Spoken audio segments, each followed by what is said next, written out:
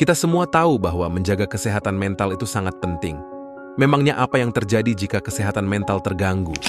Nah, ada 3 dampak negatif yang timbul ketika kesehatan mental kamu terganggu.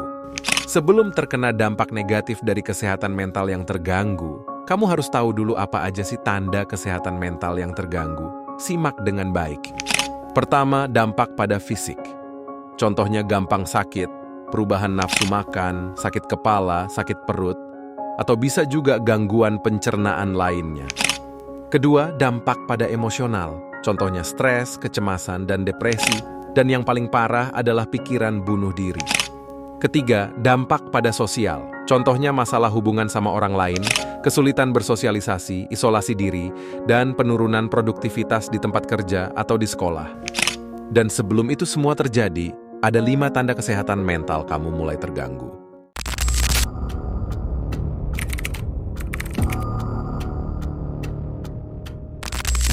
1. Perubahan mood.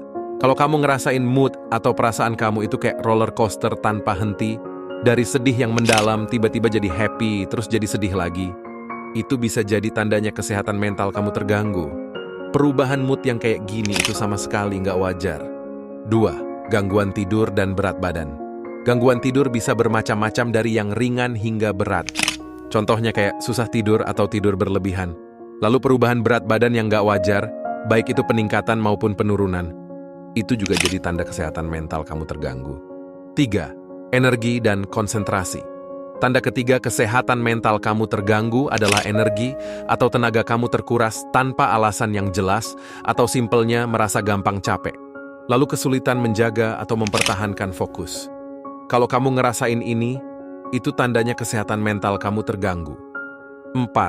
Sosial dan perilaku. Tanda keempat kesehatan mental kamu terganggu bisa dilihat dari perubahan sosial dan perilaku, seperti menarik diri dari interaksi sosial, isolasi, atau kesulitan membina hubungan interpersonal. Contohnya, hubungan dalam pekerjaan atau hubungan dalam kehidupan sehari-hari dengan orang lain. Dalam perilaku bisa dilihat melalui kebiasaan tidur, makan, aktivitas fisik, dan juga impulsif atau merusak diri sendiri. Lalu pergantian mood yang ekstrim dalam kasus yang ringan itu seperti putus asa atau kehilangan minat sama aktivitas yang biasanya dinikmati. 5. Kecemasan yang berlebihan, seperti rasa takut yang intens, gelisah, atau ketegangan berlebihan. Pikiran yang merugikan diri sendiri. Dalam kasus yang parah seperti ide bunuh diri atau yang masih ringan seperti merasa nggak dihargai.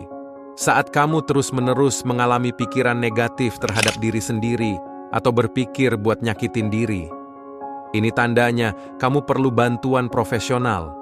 Itu dia 5 tanda kesehatan mental kamu terganggu yang mungkin gak kamu sadari.